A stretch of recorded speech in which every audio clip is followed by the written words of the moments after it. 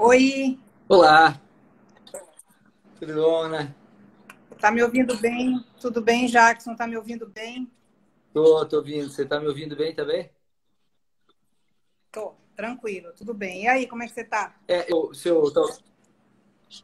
Eu não sei se eu não tenho que virar o celular para o áudio ficar melhor. Ou, não sei se tu me escuta. Eu tô te escutando muito Então, bem. é isso. Se- Então tá. Se estiver Pronto. falhando, Então, tu me fala que eu mudo. E tá. aí, como que vai? Então, vamos ver. A galera tá entrando aí. Aí também, se alguém puder dar um retorno pra gente, se o som tá bom, ótimo. Que bom. Então, já tem alguém aqui Tá bom, falando né? que tá bom o som, então ótimo. Bem, vamos fazer essa live bem informal, né? Como a gente tinha conversado. Claro. Bem, eu estou muito feliz. É a primeira live aqui do nosso grupo criminal, do coletivo, né? Do MP Transforma. E, assim, um prazer muito grande estar aqui contigo. Eu só te conheço de nome, de escritos, de resistência, mas a pandemia faz com que a gente acabe se aproximando, né? Por esse meio da tecnologia. Então, assim, muito prazer estar aqui contigo, poder conversar contigo sobre o tema que o grupo nos propôs, né? Que é sobre o sistema de justiça criminal, regularidade democrática e Ministério Público da Constituição de 88, de onde viemos e para onde vamos. É interessante que, assim, eu estou no norte, tu estás aí no sul, mas a gente enfrenta as mesmas dificuldades, sobretudo por ocupar um espaço realmente de resistência dentro de uma instituição que é conservadora, né, como o Ministério Público. Então, acho que é interessante a gente poder falar um pouquinho da nossa experiência e de como a gente vê o Ministério Público dentro desse sistema de justiça criminal, qual é o perfil que a gente imagina que ele deva seguir, o que a gente caminhou nesses 30 anos, um pouco mais da Constituição de 88. Então, vamos começar contigo. Passo a bola para ti. Eu acho assim, primeiro, de encontrar, claro que numa situação virtual nunca é ideal, né? Espero que a gente possa estender isso quando termine a pandemia. Mas aí no grupo de direito penal do coletivo do Transforma o Ministério Público, a gente, de certo modo, tem essa possibilidade de um debate sobre o direito penal brasileiro e sobre o funcionamento dele e sobre o papel, especialmente do Ministério Público. E esse momento de poder te encontrar é até bom, porque no fato da gente ter algumas ligações, né? Os dois somos professores de direito penal, os dois integramos uma instituição que é o Ministério Público brasileiro e também integramos a parte criminal do nosso do coletivo, né? Que nasceu justamente para reforçar aquele papel que talvez tenha nos motivado a ingressar no Ministério Público e seguir nele. Então, isso é um motivo de grande poder conversar contigo aqui sobre a situação do direito penal, né? E especificamente sobre, eu acho que o primeiro sobre o Ministério Público, porque quando a gente montou também o coletivo, a gente teve uma grande preocupação já nos primeiros debates sobre o perfil que o Ministério Público tem que ter, especialmente no setor criminal. Porque o setor criminal é um espaço tradicional no Ministério Público mundial, o Ministério Público, que são extremas, apenas crime, e no Ministério Público sempre foi o carro-chefe, ou seja, o Ministério Público, antes e pós-88, ainda que tenha aberto grandes leques de trabalho, nunca abriu mão do seu funcionamento, que é ser o órgão responsável pelas acusações criminais e pelos arquivamentos, enfim, que tem um grande poder. E esse grande poder, para nós, só tem sido se ele for um poder de cuidado com a liberdade individual. Quando a gente montou o coletivo, a gente estava muito preocupado com a utilização do Ministério Público para fins políticos, partidários, ou simplesmente para uma repressão cega, sem compromisso com a população. E a nossa carta de fundação é uma carta que está desenhada nesse perfil, até para evitar que o próprio coletivo tivesse um perfil punitivista. Nós reconhecemos que o direito penal ainda cumpre uma função na sociedade, né? Ainda que temos nortes mais de diminuição do direito penal, nós achamos que ele tem uma legitimidade, mas essa legitimidade ela se perde quando o Ministério Público utiliza do direito penal como uma solução enganosa, simbólica para alcances de fins que são impossíveis numa realidade, né, como a nossa. Então, o nosso papel no Ministério Público e o papel que o coletivo tenta reforçar era aquilo que nos motivou a ingressar numa instituição que era para defender a liberdade e defender a democracia.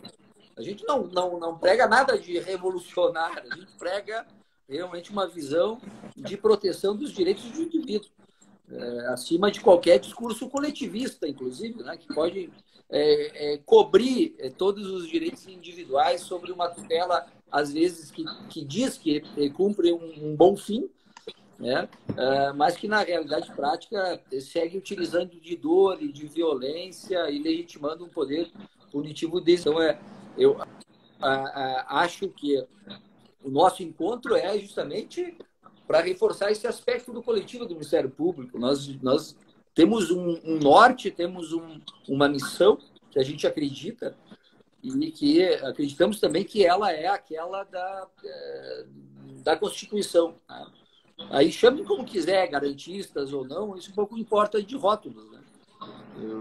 Eu acho que esse é um primeiro passo da gente começar a conversar a que Ministério Público no crime a gente se refere, né?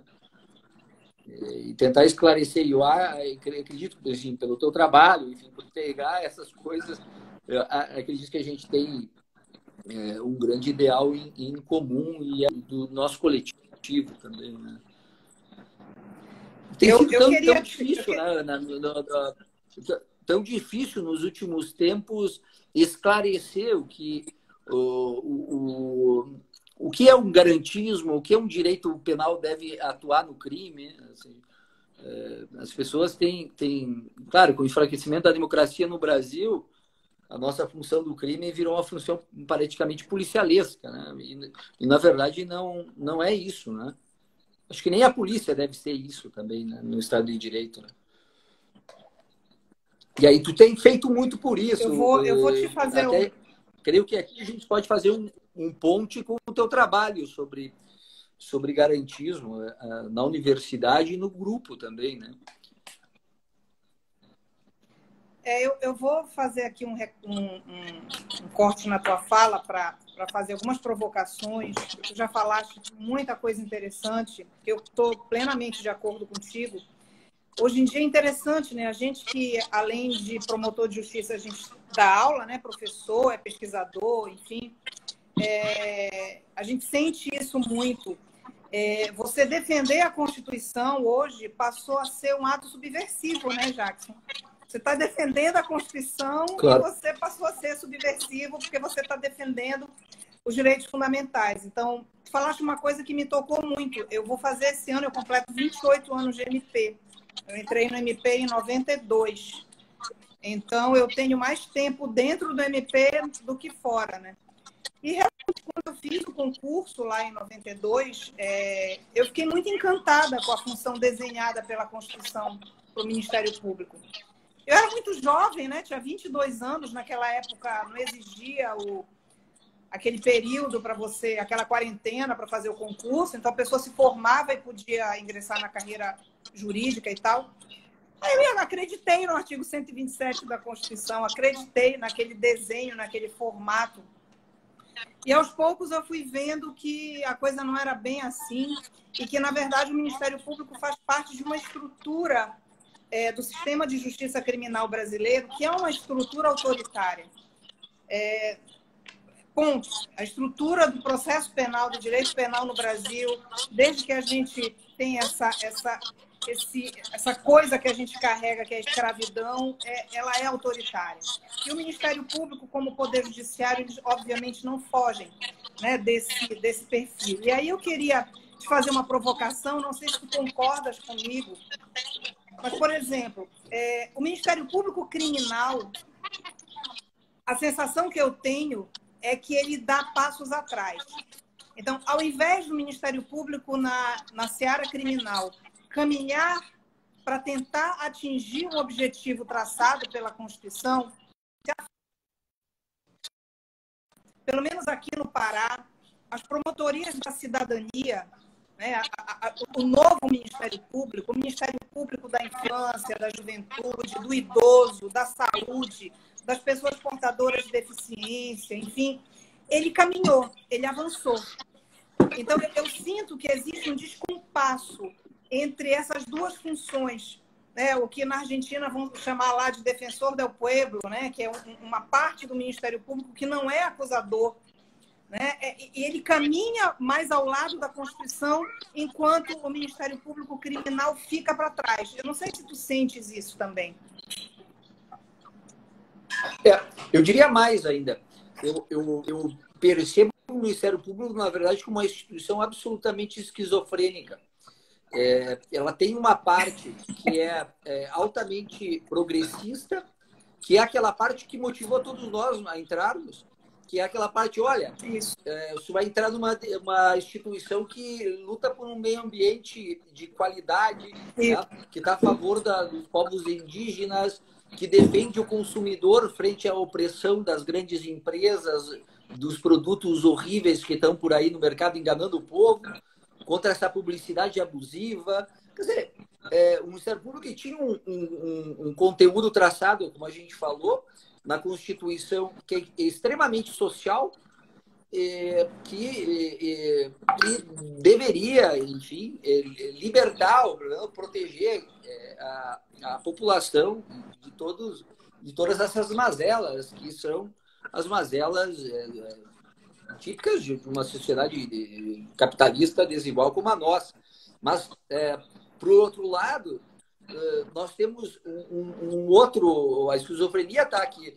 Embora o Ministério Público mantenha essas instituições que são muito interessantes, como colegas trabalhando de frente em saúde pública, entrando com ações civis públicas para conseguir dar melhoria de serviços públicos para a população, tu tens, parece uma parte do Ministério Público criminal que colocou uma venda nos olhos, que trabalha simplesmente para impedir aquelas medidas que colegas fazem. Quer dizer, não há um diálogo nenhum. Parece uma coisa esquizofrênica completa, né? Dentro da instituição.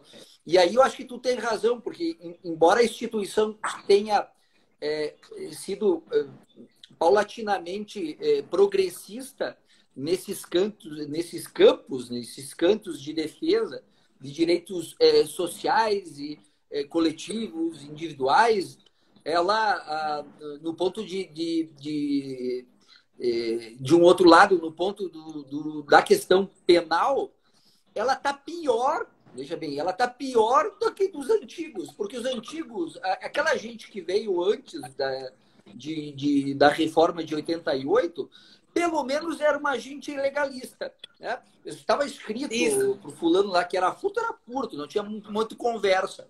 E eu acho que a gente perdeu até isso, né? Quer dizer, a gente não é que a gente teve uma parte que foi progressista e a outra parou no tempo, senão que a outra baixou no tempo, né? Ela está cada vez mais, me parece cada vez mais desigual, né? Cada vez produto de um agente, parece que não se enxerga como pertencente àquele povo, né? Então, parece que tem raiva do delinquente, tem ódio do delinquente, não consegue ver a pena, senão como uma forma de dor mesmo, de perseguição, de punição, sem nenhuma contribuição, sem nenhuma utilidade social, né? E nisso a gente vem na verdade, eles, com esse perfil, eles matam o nosso sonho, né? Porque eu acho que a gente entrou também com uma possibilidade de que, ainda que utilize do direito penal, eles tiram um direito penal respeitoso da dignidade humana, do tratamento que se dá, né? E aí eu estou de pleno acordo que a gente vai descendo ladeira abaixo no direito penal. E não me parece que tenha mudado isso, inclusive com essa pseudo-igualdade que existe hoje pela utilização de um direito penal econômico.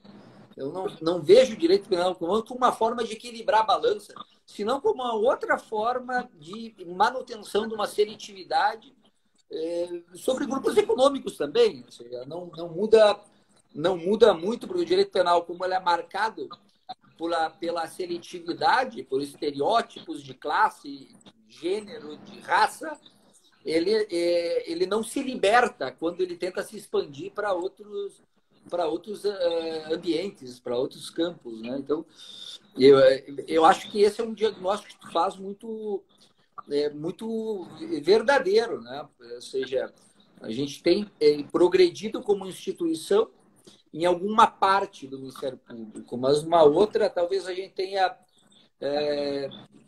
não tenha parado, senão ainda tem um regresso significativo, né? Que é muito triste para nós, né? Eu também, como você, entrei depois, eu tenho 20 anos, quase 20 anos de Ministério Público, mas entrei com uma outra imagem, acreditando de fato que podia mudar a sua realidade, né? E é bastante frustrante, né? Não há maior dúvida, pelo menos pessoalmente, e talvez isso tenha motivado o coletivo também, né? Essa frustração mesmo. Eu acho que sim. No coletivo a gente encontra pelo menos a gente consegue dialogar, né? Porque a sensação que passa muitas vezes, não sei você aí, talvez tu esteja mais perto de gente mais progressista aí do que eu propriamente, né? Mas a sensação que a gente fica assim, tipo de um ostracismo mesmo, não estou muito seguro de isolamento, né? Aí você, assim, olha, eu estou fazendo o meu trabalho, eu faço o meu trabalho e pronto, porque além da postura que a gente exerce na promotoria, de defesa da Constituição, que é uma coisa absurda, né? Imaginar que porque a gente, como promotor criminal, defende a Constituição, defende as garantias, defende a liberdade como regra, isso é um demérito, isso passa a ser encarado como alguma espécie de fraqueza ou com alguma espécie de negociação com a criminalidade ou com algum tipo de vale tudo punitivo e por aí vai, né? Quando não é nada disso, né? O que a gente procura fazer, mais, como você falou... Eu acho que também tem outra coisa perigosa, que é o processo de deslegitimação individual que se submetem determinados membros do Ministério Público e também da magistratura que resistem, de certo modo, ao poder punitivo, né? Custos pessoais por desqualificações como radicalismo nas suas manifestações, todos os tipos de argumentos que só tem uma finalidade, né? Às vezes nem sequer conhecem o trabalho, né? Mas tem uma finalidade de desacreditar e de colocar o perfil de uma personalidade autoritária como modelo, né?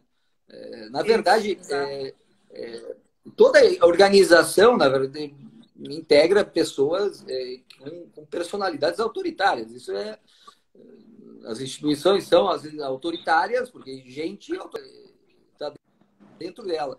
O problema é como a gente controla as personalidades autoritárias, né? Eu acho que a Constituição, as leis deveriam servir, inclusive o ambiente social, uma forma de controle, né? Dessas pulsões, dessas forças mais ou menos duradouras que integram os indivíduos, né?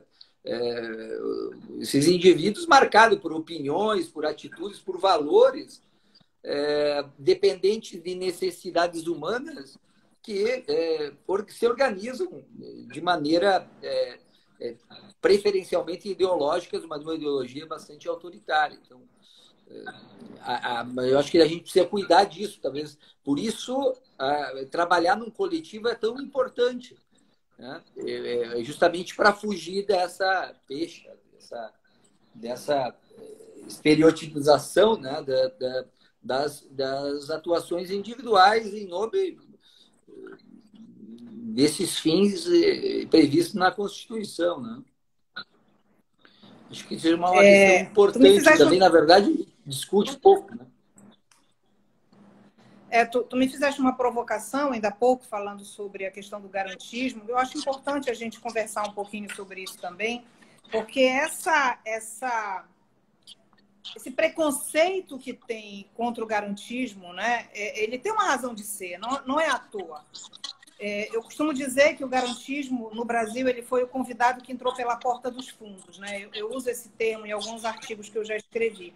Então, para quem está assistindo a gente, quem está chegando agora, realmente o garantismo é meu objeto de pesquisa há praticamente 20 anos já.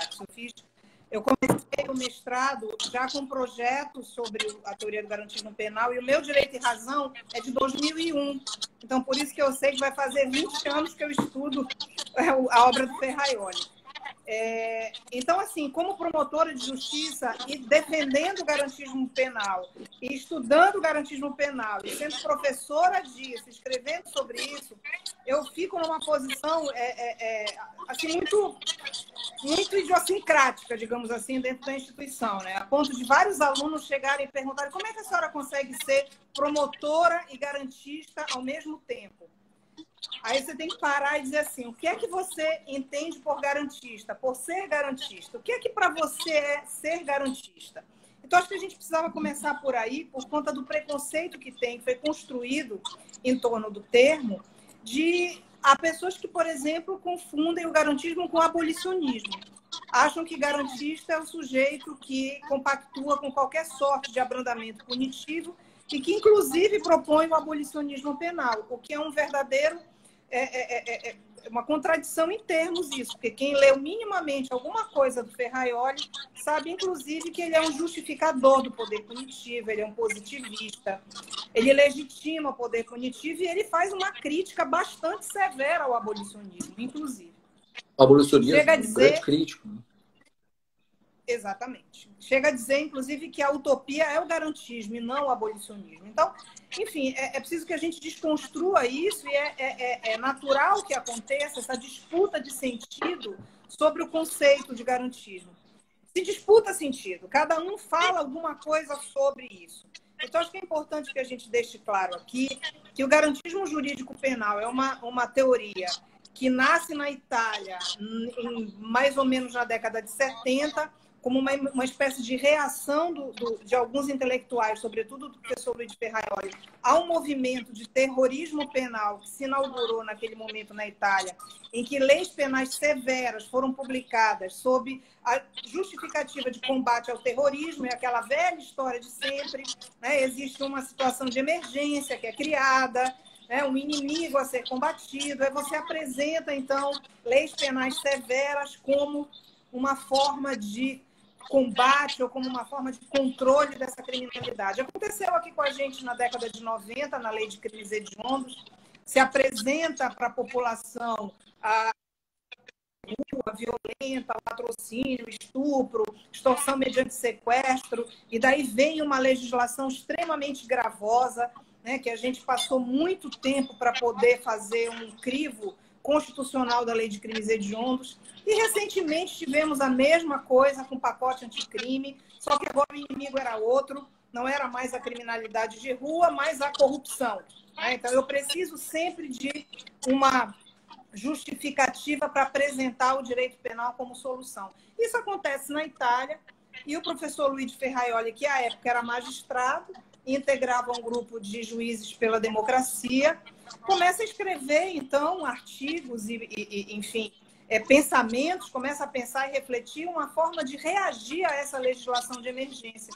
E com isso, então, surgem os apontamentos que vão dar origem à publicação do Direito e Razão em 89. Então, eu digo que teoria do garantismo penal, Jackson, é apenas aquilo que consta das obras do professor Luiz Ferraioli. A gente pode discordar, até porque, como eu costumo dizer, como é uma teoria complexa, obviamente ela é passível de críticas, e várias pessoas fazem críticas ao garantismo. Eu mesma me propus fazer isso no tese de doutorado, enfim. Mas fato é que garantismo penal é aquilo. Se eu quiser defender outra coisa, eu chamo de outra coisa. Mas dizer que a outra coisa é garantismo é que fica complicado. Eu estou falando isso porque recentemente teve final de julho, mais ou menos, né? Está fazendo quase 2 meses, o professor Luiz Ferraioli fez uma entrevista para a Folha de São Paulo, em que ele deixa exatamente claro isso, e houve muita reação nas redes sociais, e há professores e membros do Ministério Público que defendem o que se convencionou chamar de garantismo integral. Inclusive, um nome dado pelo próprio professor Douglas Fischer, né? Ele mesmo diz que foi ele que cunhou essa expressão, garantismo integral. Há um livro que já está na sua 4ª edição, chamado Garantismo Penal Integral, que é coordenado pelo professor Douglas Fischer, que, além de professor, é membro do Ministério Público também, né? Do Ministério Público Federal. E nesse artigo que ele publica, neste livro, ele defende que o garantismo deve ser enxergado de forma ampla. E que nós, que eu vou chamar aqui de garantistas raiz, vamos dizer assim, temos uma leitura errada do garantismo. Lemos errado o professor Ferraioli. Aí eu costumo dizer, Jackson, que se eu estou lendo errado o professor Ferraioli, pode ser que seja isso, sim. Eu, pelo menos, estou bem acompanhada. Tem muita gente lendo errado, né? O professor Ferraioli há 20 anos. Mas, enfim. E essa proposta de um garantismo integral, na verdade, é um antigarantismo, né? É uma ideia de que... E isso tem certas afirmações que são verdadeiras. Quando ele diz, olha, para o garantismo, todos os direitos importam. É verdade. É verdade, existem 5 espécies de garantismo. O Ferraioli vai dizer isso lá no Principia Iuris. O garantismo penal, que é desse que a gente está tratando aqui, ou liberal, mas tem também o garantismo social, o garantismo patrimonial, o garantismo civil e o garantismo internacional, que hoje ele tem desenvolvido bastante essa ideia por conta da pandemia. Ele tem falado da necessidade de uma constituição da Terra, de uma constituição planetária. Então, quando... Ferraioli deve estar lendo errado a si mesmo. Alguém comentou aqui, é isso mesmo, é mais ou menos isso. Então, quando os garantistas integrais, vamos dizer assim, dizem que o Ferraioli defende todos os direitos, está certo. O que está errado é achar que é o direito penal que vai dar conta de tudo isso junto. Porque a parte social é obrigação positiva do Estado. Então, não existe nenhuma justificativa para, dentro de uma estrutura garantista do direito e do processo penal, eu abrir mão de garantias sob a justificativa de que existe um outro direito fundamental a ser protegido. Por exemplo, a corrupção é um crime grave? É gravíssimo. Inclusive, para o próprio Ferraioli é um crime grave. Mas em nenhum momento ele vai dizer que para combater a corrupção eu vou abrir mão da imparcialidade do juiz, ou eu vou abrir mão do sistema acusatório, ou eu vou abrir mão de qualquer um dos axiomas que ele coloca ali. Então, eu só queria deixar claro isso, que muito embora se proteja todos os direitos, a forma de exercício dessa proteção é diferente. No garantismo penal, existe uma obrigação negativa do Estado, é o núcleo liberal dos direitos fundamentais que está no artigo 5º, é quando a gente espera um não fazer do Estado. Estou aqui conversando contigo às 18h30, estou na minha casa, eu tenho uma expectativa em relação ao Estado que nenhum policial vai abrir a porta, vai botar o pé na porta da minha casa, entrar aqui e me prender. Eu tenho uma expectativa negativa, o Estado não pode fazer isso. E com relação às obrigações sociais, são expectativas de prestação, são expectativas positivas, é o garantismo social, é uma proteção multinível de direitos que ele trabalha. Então, me parece que aí está a confusão, querer trazer tudo isso para o âmbito penal, quando, na verdade, não é isso que consta da tese do professor Ferraioli. Então, eu queria deixar isso claro, porque às vezes a gente é muito perguntado sobre isso, né? E é importante que a gente registre. O que a gente quer enquanto promotor de justiça que defende os direitos fundamentais, enquanto promotor de justiça que procura seguir as leis e a Constituição, é a punição com respeito às regras do jogo. E aí, só para terminar minha fala, que eu já estou metendo muito, o que me parece, eu queria te ouvir também um pouquinho sobre isso, é que hoje em dia a ideia de eficiência que se empregou ao processo penal, que para mim é uma ideia muito neoliberal mesmo, né, é de condenação. O processo penal só vai ser eficiente se ele redundar numa condenação. Então, todas as garantias, elas aparecem ou elas se apresentam como obstáculos. É mais ou menos assim, poxa, mas para que ampla defesa, né? Cara, mas que coisa, eu vou ter que garantir o contraditório. Que, na verdade, são condições de possibilidade de um processo justo, elas aparecem como uma coisa ruim, como uma pedra no meio do caminho. Então, me parece que aí a gente tem uma inversão, como se o processo penal só tivesse como objetivo a condenação. E quando a gente oferece uma denúncia, o que a gente quer é garantir um processo justo. Se isso vai redundar numa condenação, muito que bem. Se isso vai redundar numa absolvição, muito que bem. O que interessa é que a gente garanta um processo justo. É que aquela pessoa tenha acesso a um advogado, a um defensor, é que aquela pessoa possa se defender com base em provas que foram obtidas por meios lícitos, que aquela pessoa tenha direito a um juiz imparcial. É como eu digo para os meus alunos, que graça tem, Jackson, a gente ganhar um jogo trapaceando? Que graça tem a gente, como promotor de justiça, chegar numa condenação sabendo que no meio do caminho descumpriu-se as regras do jogo? Então, o que a gente quer é punição com o cumprimento da regra do jogo. Era isso, eu te passo a bola agora. Acho que tu faz uma grande análise disso. Até falei na mensagem que você colocava do lado desse garantismo integral um garantismo esclarecido, que é o teu, que é o do Ferraioli, porque nessa outra vertente nem o Ferraioli sabe o que está falando, né? Nem ele entende a própria doutrina, que seria uma completa bobagem, né? Agora, claro que também há muita gente do Ministério Público que foi responsável por essa leitura errada, e desde de Fischer, Feld, e próprio Lênio, enfim, que caminharam no sentido de converter essa ideia de garantismo da obra numa espécie de ideologia de defesa social, como se a ideologia de defesa social pudesse se instalar dentro de uma concepção de garantismo. E isso eles fazem não só com a obra, infelizmente, do Ferraioli, mas também fazem, por exemplo, com o princípio de proporcionalidade, né? Essa ideia de que o princípio da proporcionalidade também deve impedir ineficiências, né? Vedações de ineficiências de proteção, isso é uma grande bobagem.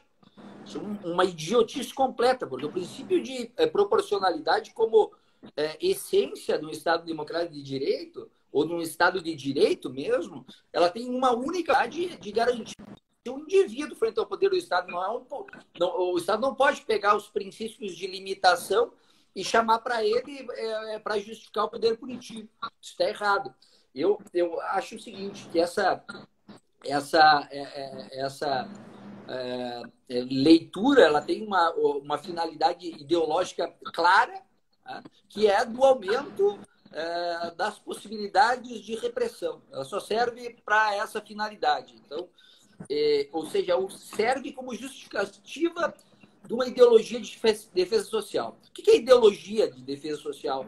Ideologia de defesa social é exatamente a ideia de que existem bens, existe o bem, existe o mal, né? Existem defesas de algo coletivos e individual, e que o coletivo se instala sobre o individual, que o bem se instala sobre o mal, que o normal deve prevalecer sobre o anormal, que a periculosidade vale mais que a culpabilidade.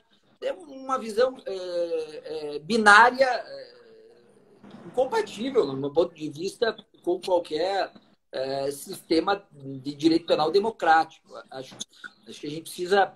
Eu já escutei tanta bobagem aí dentro dessas leituras que realmente é assustador. Se você olhar alguém nessas leituras, como Ferraioli, que é um sujeito bastante conservador, né? Defende o direito penal, defende a pena. Ainda que tenha trabalhos, por exemplo, lá nos anos 80, no final dos anos 80, por exemplo, na defesa do direito penal mínimo, ou seja, todos os esforços para fazer com que a pena seja uma forma de racionalidade, que ela tenha uma utilidade social. Isso que eles sequer pensam na possibilidade de abolição do direito penal. As coisas como o Hasselmann. O Hasselmann sempre foi um grande crítico ao abolicionismo. Né? Aí, no final, a gente coloca tudo num balaio, né? Vira uma confusão completa. Né? E isso impede a forma de esclarecer de que direito penal se trata, né? De que garantia se trata. Na verdade, o direito penal só existe, né, como um instrumento, como um dique de contenção do poder punitivo. É só para isso que ele serve. E a função do Ministério Público é de aplicar de maneira correta esse direito penal. E o juiz, né, para aplicar o papel do juiz penal também é esse, ou seja, fazer com que esse sistema de garantia funcione. Porque bastaria uma grande pergunta, assim, para que serve o direito penal se não é para a defesa da liberdade do indivíduo? Porque o poder, convenhamos, o poder não precisa do direito penal, não precisa criar limites para o exercício. Para que ele vai criar legalidade para impedir que ele trabalhe? Para que ele vai criar culpabilidade para limitar a responsabilidade? Você não precisa. O poder pode tudo. Né? Quem conseguiu barrar o poder foi nós, que achamos que era preciso criar uma Constituição, preciso colocar lá num capítulo de direitos fundamentais e que não vai ter poder nem popular, nem o que seja, que pode derrubar isso. Assim, é isso que constitui o garantismo. Assim, um instrumento de defesa das garantias de liberdade do indivíduo, dos direitos fundamentais. A gente não pede mais nada. Né? Por isso que tu não pode entrar na casa do cara a hora que tu quer, tu não pode chutar a porta, tu não pode torturar o cara, tu não pode usar prova ilícita, tu não pode meter uma denúncia sem nenhum fundamento de base material, sem justa causa lícita, tu não pode investigar escondido das pessoas, tu tem que ter direito a advogado, tu tem que ter direito contraditório, tu não pode escolher promotor, tu não pode escolher criar grupinho de combate ao sei lá o quê, tu não pode ser o juiz de coleta à prova de bala. Isso é uma questão básica da democracia. Né? Mas eu acho que também o fato de a gente não ter democracia ou ter um enfraquecimento substancial na democracia faz com que o direito penal volte a ser outra coisa. Simplesmente poder, e não direito penal. E o que a gente acredita, e o que o Ferraioli certamente acredita, é que os indivíduos, mesmo aqueles que cometam delitos, não se despem daqueles direitos que estão na Constituição, que, enfim, foram grandes conquistas de anos de luta. Né? Então, acho que nós precisamos combater esse discurso, um discurso simplista, né? Um discurso que se vende como se a criminalidade de rua pudesse um dia ter utilizado dessas garantias. O que a gente luta para começo de conversa, essas garantias começar na base, né? Porque a base não tem efetivamente isso. Também não acho que o garantido tem que se instalar em determinado canto e não o outro. Eu não faço diferença entre delinquentes ou entre cidadãos. Todo mundo está submetido aos mesmos direitos, às mesmas restrições, né? Não tem espaços de criminalidade mais favorecidas ou não. Não vejo. Acho que essa gente presta um grande desserviço. E, claro, e depois, aí dentro dessa gente, tem aqueles imbecil lá, gente de uma cabeça muito pequena, que aí defende um direito de lei e ordem, enfim, tolerância zero, esse tipo de raciocínio que não precisa sequer ler um livro de direito penal ou de direitos fundamentais para perceber o quanto absurdo é, né? Enquanto tu toma o teu golinho de chimarrão aqui, eu vou complementar a tua fala. E assim, incrível isso tudo que tu disseste. E a gente pensar assim, como tu falaste há pouco, o Ferraioli, ele é um autor do ponto de vista de quem defende uma criminologia crítica, ele é conservador, né? Tanto que eu digo que ele pega a palavra dos dois lados, porque ele apanha dos extremamente punitivistas, né?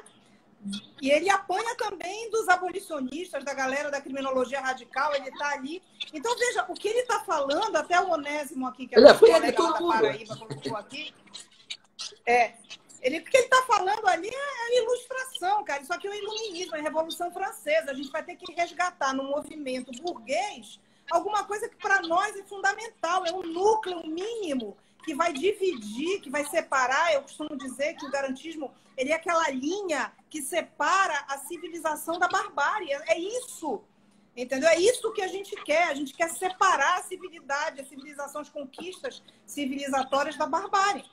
Esse respeito à regra do jogo, como você fala aqui, independente de quem esteja do outro lado, até porque essa posição de hipossuficiente, né? O Ferraioli define o garantismo uma expressão, ele diz, o garantismo é a lei do mais fraco, né? La legge del più debole. Então, esse mais fraco, no momento do processo, é o acusado, independente de qualquer coisa, independente dele ter influência econômica, política, ele é o mais fraco estruturalmente falando. Isso Beccaria já falava, né, lá atrás. Então, é tão simples a princípio de entender e por que tem tanta resistência, tanta dificuldade. Aí a gente volta a toda uma análise enfim, da tradição autoritária da nossa justiça, sistema de justiça criminal.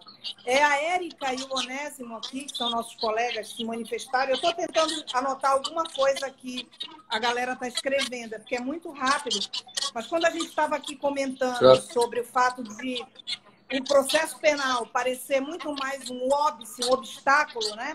Eles comentaram aqui, imagina um país como o Brasil, em que uma grande parte das ações penais, das denúncias, começam com base em flagrantes, em prisões em flagrante, em auto de prisão em flagrante, com uma polícia que a gente tem, infelizmente, de um modo geral, que viola direitos fundamentais, né? O Onésimo falou aí de sujeito que planta a prova, a gente que faz audiência todo dia, geralmente nas audiências de tráfico, a coisa começa ou por conta de uma denúncia anônima ou por conta de uma atitude suspeita que nunca é determinada.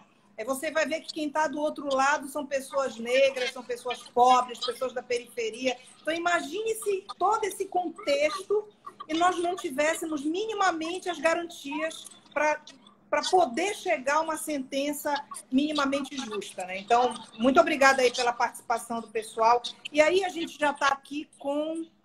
Faltam só 15 minutos, passa rápido. Eu queria te ouvir um pouquinho sobre o pacote anticrime, Jackson. Eu queria até pegar uma ponte antes, sem deixar de mencionar a presença dos policiais, um grande coletivo de agentes do sistema penal que conseguem perceber um horizonte muito maior e emancipador, que também há espaço para uma política democrática na democracia, uma política adequada para o Estado de Direito, polícia preocupada com o indivíduo. A discussão deles é a mesma nossa. Tudo que a gente fala sobre o papel do Ministério Público vale para a polícia, vale para o policial, vale na forma de tratamento, no respeito aos princípios, vale para o juiz, evidentemente. Não tem diferença nenhuma. Agora, é interessante essa questão que tu falou da defesa do débil, né? Do mais fraco, Como o garantismo, quem não consegue entender ele nas relações do poder punitivo estatal, não consegue sequer nas relações privadas. Na verdade, também nas relações entre indivíduo, entre particulares, pode existir uma lei mais forte, né? Uma lei que impõe o machismo sobre a mulher, a violência, né? A lei do mais forte, o racismo, aquilo que, de certo modo, o direito penal precisa controlar. Ele precisa acabar com essa força de um homem sobre outro homem, de um particular sobre outro particular. Como que ele faz isso? Quando ele trata da legítima defesa, ele fala, olha, a legítima defesa tem que entrar justamente para acabar com esses poderes selvagens. Aqui não é uma lei da selva, um estado de natureza, que tu faz o que tu quiser. Então, o garantismo entra ali com os requisitos. Olha, se tu for usar de defesa, tu tens que cuidar, tem uma série de requisitos para o seu uso de força, né? Então, o direito penal entra aí com uma forma de controle sobre a violência do mais forte. Na relação entre Estado e indivíduo, é a mesma coisa. O direito penal entra aí no meio simplesmente para barrar a força do grande e de quem tem poder, que é o Estado, em frente ao autor do delito, que evidentemente é o lado mais fraco da relação, né? Então, esse indivíduo olha para o Estado e diz, olha, estou de acordo que tu me submeta isso. Agora, as regras são essas aqui, estão aprovadas previamente. Aqui. Não é o que tu quiser, né? Então, funciona também lá na relação de controle de poderes selvagens que ele falava. Agora, o pacote, por exemplo, quando se trata da legítima defesa, mostra exatamente o contrário. Quer dizer, tenta tirar esse garantismo das relações privadas, inclusive. Ou facilitando o uso da força. Então, a alteração, que era para ser muito pior, né? Era para ser um desastre completo no programa daquele, enfim, não gosto nem de nominar, porque já fez tanto mal para o direito penal democrático, para o processo penal democrático, e já caiu no ostracismo, nem vale mais a pena indicar o nome dele. Mas a proposta dele era justamente esse espaço de conflito onde se pudesse dar morte a alguém que simplesmente estivesse numa posse de uma ilegalidade, por exemplo, num conflito armado não definido. Continua ruim porque a alteração do pacote na parte da legítima defesa constitui um perfil político-criminal altamente reacionário porque dá uma mensagem de que, frente a agressões, é preciso matar. Como se fosse uma primeira solução para um problema de sequestro, por exemplo. Sendo que as tradições das polícias no mundo estavam orientadas para, nessas situações delicadas, tomarem muito cuidado antes de agirem de forma violenta. É por isso que tu criar grupos de polícia técnicas amparadas com grande psicologia para tentar soluções não violentas para aquele caso. O nosso legislador esqueceu tudo isso e falou, olha, tá vendo? Se o cara tiver em sequestro, pode matar o cara. Ok, pode matar. E se tu mata o refém, e se tu mata as outras pessoas, como tu justificas essas mortes? Joga nas costas dos policiais? Isso é uma loucura. Né? É uma loucura. É evidente que numa situação de agressão, de sequestro, tu já tem agressão ilícita. Sim, agora, exato. Isso não quer dizer que tu já, de cara, tenha que matar o agressor. Há outras restrições aí que devem entrar.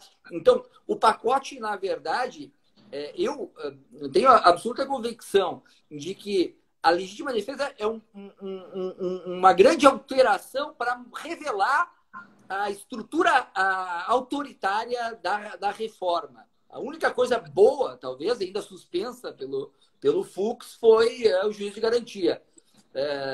Porque no restante, olha, sinceramente, pouca coisa boa se deve tirar. Mas a legítima defesa aqui revela um perfil politicamente autoritário, reacionário e dogmaticamente desnecessário. supérfluo, assim, uma coisa besta, né? Agora, há muita coisa nesse projeto que a gente precisa enfrentar, que ele diz respeito ao novo desenho que se está dando à legislação penal e processual e de execução penal. Esse novo desenho que vem aí no final do ano passado, ele revela muito. Ele revela que a política do Estado bolsonarista é a política do enfrentamento, é a política da pena como neutralização, como prevenção negativa, como neutralização, né? Com penas privativas de liberdade de longas durações, né? Alterando nesses aspectos, ou seja, com dificuldade da ressocialização de serviços na execução penal, transformando a justiça criminal num balcão de negócios, de negociações sem limites, que ninguém sabe como que vai ficar. Assim, eu, sinceramente, acho que também nesse novo perfil nós caminhamos aí por um direito penal mais autoritário do que a gente vinha tendo e um direito penal que talvez vai se revelar com um subsistema de polícia e de ordem pública excepcional, né? Que sempre funcionou, é verdade, para as classes subalternas e funciona ainda na periferia, porque ele funciona independente da legislação, não precisa da lei. Na periferia se mata, depois na justiça se carimba essa morte, como bem falou o Zacone, né? A polícia pode até matar, mas tem ninguém aqui enterrando o corpo, né? Tem a justiça criminal aqui que faz um outro trabalho sujo também. Quer dizer, esse negócio não se faz sozinho. Então, acho que nós caminhamos nesse patamar, nessa direção, e existe muita resistência externa de grupos, e acho que o coletivo está de braços dados com movimentos como os policiais antifascistas, hoje objeto de perseguição seletiva por colegas, infelizmente, os juízes para a democracia, enfim, uma série de instituições da mais alta expressão democrática que estão aí tentando colocar um freio à barbárie. E, no final, isso é a grande expressão de barbárie, né? Eu queria aproveitar essa tua fala sobre o pacote e mencionar uma questão aqui de bastidores que eu acho que é importante para a gente avaliar esse perfil autoritário do pacote, né? Como você falou, a parte boa, né? Se a gente pode dizer que tem uma parte boa, realmente tem essa parte do juiz de garantias e o novo sistema da questão do arquivamento, do inquérito policial, etc., que é muito boa, que é muito vantajosa, e foi exatamente a parte que teve a sua eficácia suspensa. E por que teve a sua eficácia suspensa? Quem foi que pediu isso? Quais foram as instituições que ingressaram no Supremo para pedir que a coisa não entrasse em vigor? A ANB e a CONAMP. Quer dizer, as nossas instituições de classe, do Ministério Público e da magistratura, entraram com ações no Supremo Tribunal Federal para barrar um instituto que é democrático, que é garantista, claro, que é do processo penal democrático, que é o juiz de garantias, e que tem em vários países democráticos, não é nenhuma invenção, né? Como diz o pessoal do processo penal, ninguém inventou a pólvora aqui, pelo amor de Deus, isso já funciona assim em muitos lugares. Então, acho que isso é uma prova muito clara de quanto que o Ministério Público e o Judiciário estão completamente chafurdados nessa estrutura autoritária. Muito difícil basta ver a resistência à custódia, né? As audiências de custódia. É preciso vir alguém de cima e dizer, olha, vai ter que funcionar. Tá lá, não, mas aqui tem uma resistência absurda quando é na proteção da liberdade, né? Que é assustador vir de instituições que deveriam caminhar em outro sentido, né?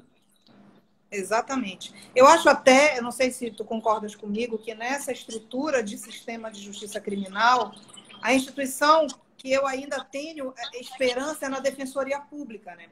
Eu acho que a Defensoria Pública, ela é ela é uma instituição realmente de resistência e a gente vê, pelo menos na matéria criminal, eles conseguem levar várias questões para os tribunais superiores e conseguem habeas corpus, conseguem reformar sentenças. Então, me parece que a Defensoria Pública funciona aí como um fiel da balança bem interessante nesse sistema, né?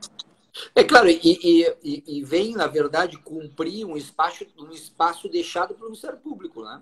Quer dizer, um Ministério Público que deveria estar preocupado como defesa do cidadão, defensor do povo também, né?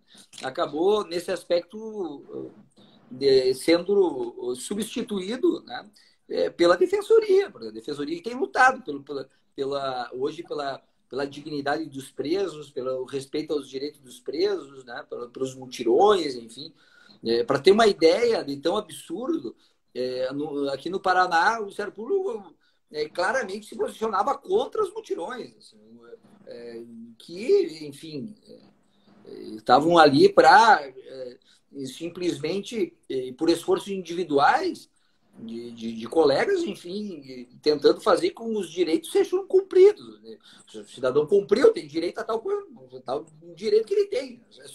É só isso, mas mesmo assim, gente resistindo, com argumentos, enfim, de que era preciso respeitar os juízes naturais, enfim. Claro, aí vale tu resgatar até uma figura que é uma proteção do indivíduo também para usar contra o indivíduo, né? Uma questão assustadora. A gente está com um pouquinho mais de 2 minutos só, então acho que a gente já pode se encaminhar para as nossas conclusões. E aí o final aqui do tema que propuseram para a gente é de onde viemos e para onde vamos. Acho que a gente já fez uma boa análise de onde nós viemos, mas e para onde vamos? Tu tens alguma esperança? Olha, é difícil, né? É muito difícil, né? Eu acho que a gente só pode fazer um jogo futurista analisando o passado, né? E a gente tem um passado que não é bom, né? Mesmo o passado democrático, ele foi um passado que também não modificou em nada as estruturas altamente autoritárias de funcionamento da justiça criminal. Mesmo com a Constituição, a gente demorou anos para declarar, décadas, né, uma lei flagrantemente inconstitucional como a lei de crimes hediondos. A gente não consegue declarar a inconstitucionalidade do regime penal diferenciado. Quer dizer, a gente não tem um passado de controle, constitucionalidade, de luta pela Constituição que pudesse, olha, nós vamos retomar aquela coisa maravilhosa que a gente vivia, porque a gente não vivia nada de maravilhoso. Então, uma perspectiva para o futuro deve refletir também um olhar sobre esse passado. E o passado é ruim, né? De modo que o futuro pode ser pior ainda. Com isso, não quero dizer que não se deve continuar a luta, né? O direito penal sempre é um reflexo do sistema político de plantão, né? Não adianta, tu nunca vai ter um direito penal democrático, igualitário, se tu tiver um Estado autoritário ou um Estado dominado por forças políticas que não tem nenhum compromisso com a liberdade, com os direitos humanos, né? com a dignidade humana, com a liberdade. Né? Então, acho que a primeira coisa antes de mudar o direito penal é tentar resgatar aquele perfil democrático traçado em 88 pelo Estado brasileiro, né? Quer dizer, mudar politicamente, precisamos sair desse buraco que a gente se colocou por uma série de razões. Não cabe aqui a gente falar quem foi o responsável por isso, mas foi muita gente responsável, que agora não adianta se arrepender. É preciso Jackson, se unir. A gente está na contagem voltar. regressiva aqui, 5, 4, então só quero te agradecer todo mundo que está Eu vendo também, a gente, a live vai ficar gravada.